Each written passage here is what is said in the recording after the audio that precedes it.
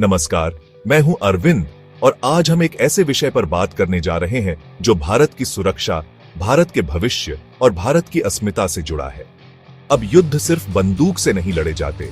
यह सिर्फ एक कथन नहीं है, यह एक चेतावनी है, एक सच्चाई है जिसका सामना आज पूरी दुनिया कर रही है। आज का युद्ध क्षेत्र बदल चुका है। अब सीमाओं पर टैंक नहीं बल्कि कंप्यूटर स्क्रीन पर कोड टकराते हैं।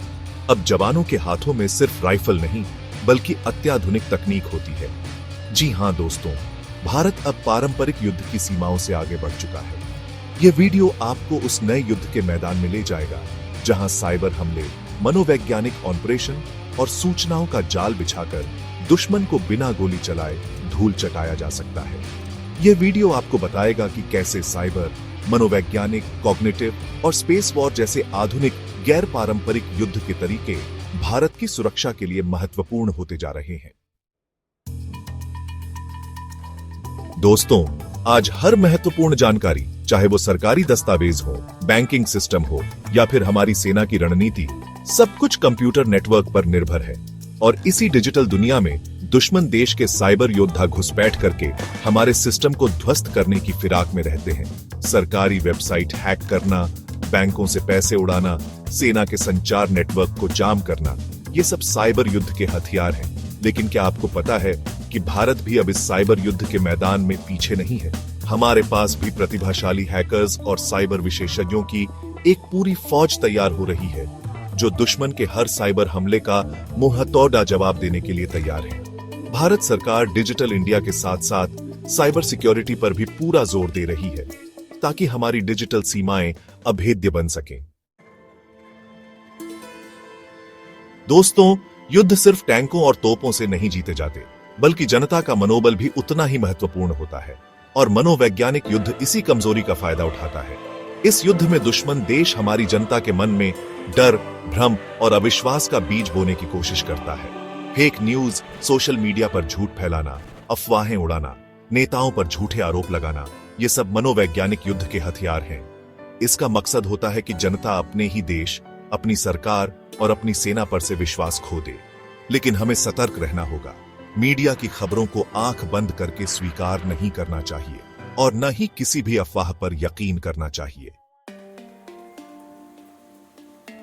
दोस्तों, छद्म युद्ध वो गंदा खेल है जिसमें कोई देश खुद सामने नहीं आता, बल्कि अपने मोहरों को आगे करके लड़ता है। ये मोहरे आतंकी संगठन हो सकते हैं, विद्रोही गुट हो सकते हैं, या फिर कोई और ऐसा गुट जो दूसरे देश के इशारों पर नाचता हो।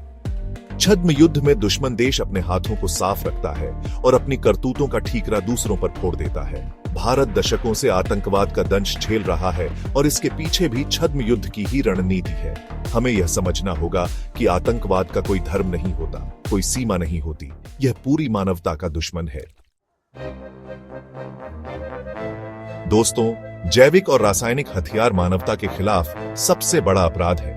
ये हथियार किसी सेना को निशाना नहीं बनाते, बल्कि पूरी आबादी को तबाह कर देते हैं। एक छोटा सा वायरस, एक घातक गैस, एक अदृश्य दुश्मन जो हवा, पानी और मिट्टी को जहर बना देता है। जैविक और रासायनिक हथियारों का इस्तेमाल करके दुश्मन देश, हमारी आबादी, हमारी सेना या हमारे कृषि क्षेत्र को निशाना बना सकता है। इसलिए यह बेहद जरूरी है कि भारत के पास इन हथियारों से बचाव के लिए मजबूत व्यवस्था हो, प्रभावी दवाइयां हो और ऐसी तकनीक हो जो इन हमलों का तुरंत पता लगा सके। दोस्तों, आज के समय में किसी भी देश को कमजोर करने के लिए उसे युद्ध के मैदान में हराना जरूरी नहीं है। आप उसकी अर्थव्यवस्था को तबाह करके भी उसे अपने कब्जे में कर सकते हैं। जी हां दोस्तों, आर्थिक युद्ध, यह शब्द सुनने में भले ही सामान्य लगे, लेकिन यह उतना ही खतरनाक है जितना कि कोई भी पारंपरिक युद्ध। इस युद्ध में हथियारों की जगह प्रतिबंधों का इस्तेमाल होता है। व्यापारिक नाकेबंदी की जाती है, तकनीक देने से मना किया जाता है और डिजिटल लेन देन को ठप कर दिया जाता है। इसका मकसद होता है कि दुश्मन देश की अर्थव्यवस्था चरमरा जाए, मुद्रास्फीति बेकाबू हो जाए और जनता में अशांति फैल जाए। दोस्तों, आज का युग सूचना क्रांति का युग है। जिसके पास सूचना है उसके पास ताकत है, और सूचना युद्ध इसी ताकत का गलत इस्तेमाल करता है। इस युद्ध में मीडिया, सोशल प्लेटफॉर्म, और डेटा का इस्तेमाल करके दुश्मन देश की छवि खराब की जाती है, उसके बारे में झूठ फैलाया जाता है और उसकी जनता में भ्रम पैदा किया जाता है।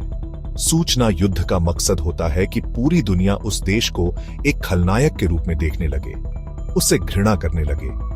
हमें यह समझना होगा कि हर खबर सच नहीं होती, हर तस्वीर असली नहीं होती और हर वीडियो में पूरी सच्चाई नहीं दिखाई जाती। दोस्तों, कॉग्निटिव वॉरफेयर यह युद्ध किसी देश की सीमाओं पर नहीं, बल्कि सीधे आपके दिमाग में लड़ा जाता है। यह आपके सोचने के तरीके, आपके फैसले लेने की क्षमता, आपके मूल्यों और आपके विश्वासों पर हमला करता है। इस युद्ध में दुश्मन आपके दिमाग में ऐसे विचार डालने की कोशिश करता है जो उसके फायदे के लिए हो, भले ही वो आपके देश, आपके समाज या आपके अपने के लिए नुकसानदेह क्यों ना हो। यह आपको अपने ही लोगों से लड़ाने की कोशिश करता है, आपके अंदर नफरत और अविश्वास पैदा करता है। दोस्तों, युद्ध का मैदान अब सिर्फ धरती तक सीमित नहीं रहा, यह अब अंतरिक्ष तक पहुंच गया है। स्पेस वॉरफेयर में सैटेलाइट को निशाना बनाया जाता है, क्योंकि आज के समय में संचार, नेविगेशन और यहां तक कि युद्ध भी सैटेलाइट पर निर्भर है। एक छोटा सा हमला और दुश्मन देश हमारे संचार नेटवर्क को ध्वस्त कर सकता है, हमारी मिसाइल सिस्टम को अंधा कर सकता है और हमारी अर्थव्यवस्था को ठप कर सकता है। इसलिए यह बेहद जरूरी है कि भारत अपनी स्पेस पावर को मजबूत करे, अत्याधुनिक सैटेलाइट बनाए और एंटी सैटेलाइट हथियार विकसित करे।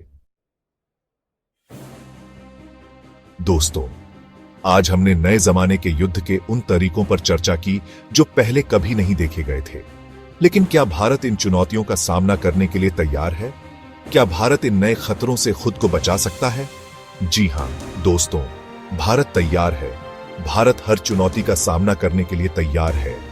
भारत न सिर्फ पारंपरिक हथियारों में आत्मनिर्भर बन रहा है, बल्कि इन गैर पारंपरिक हथियारों के मोर्चे पर भी मजबूत होता जा रहा है। हमारे पास प्रतिभाशाली वैज्ञानिक हैं, तकनीकी विशेषज्ञ हैं, साइबर योद्धा हैं और एक ऐसी सेना है जो किसी भी चुनौती का सामना करने के लिए तैयार है। आज भारत न सिर्फ अपनी सीमाओं की रक्षा कर रहा है, बल्कि साइबर स्पेस, मनोवैज्ञानिक जगत और अंतरिक्ष में भी अपनी जगह बना रहा है। जय हिंद, वंदे मातरम।